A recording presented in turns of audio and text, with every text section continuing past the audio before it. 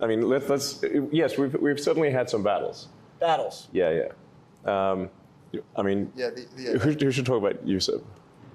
Nate. Yeah. Okay. Yeah. So Jesse, there's an agency, a small agency called the United States Institute of Peace. It's definitely the agency we had the most fight at. We actually went into the agency and found that they had loaded guns inside of their headquarters. Institute for Peace.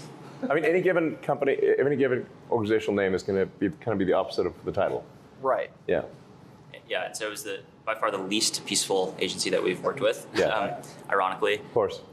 Additionally, we found that they were spending money on things like private jets, and they even had a $130,000 contract with a former member of the Taliban. This is real. We don't encounter that at most agencies. Yeah. What was the money going to the Taliban for? So it was a contractor. They received $130,000 for generic services. And to Elon's point, there was not actually a clear description of what the contractor services were for. But was it for opium? Unclear. Or weapons? Or nothing. Or nothing. or a bribe. Or nothing. And you naturally have to ask the question, well, how did we get here? Like when the country was founded, there were only 4 agencies.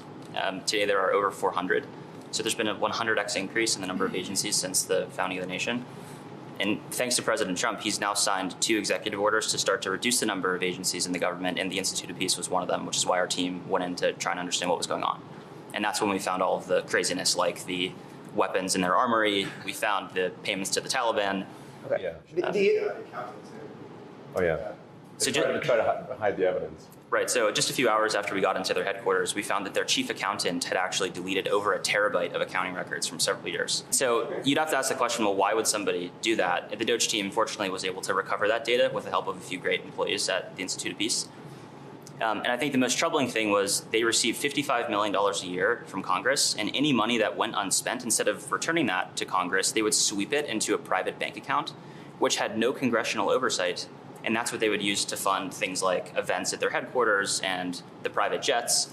And so I think it's a great example because most Americans don't know what's going on at a lot of these smaller agencies. And this is, I think, the most extreme case of some of the wasteful spend that we're finding. So the agencies are hiding money from you. They're sending it to the Taliban. They have loaded weapons in the department buildings. At the Institute of Peace. At the Institute of Peace. Yes. That's right. So this is a cover-up when you guys roll in. This one, yes, a cover-up. Yes. It's a cover-up. They did delete a vast amount of financial information.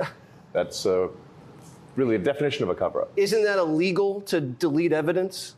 Yes. Shred documents? It is. It's certainly illegal to delete accounting records that that Congress would certainly want to know where the congressionally appropriated funds are going from taxpayers.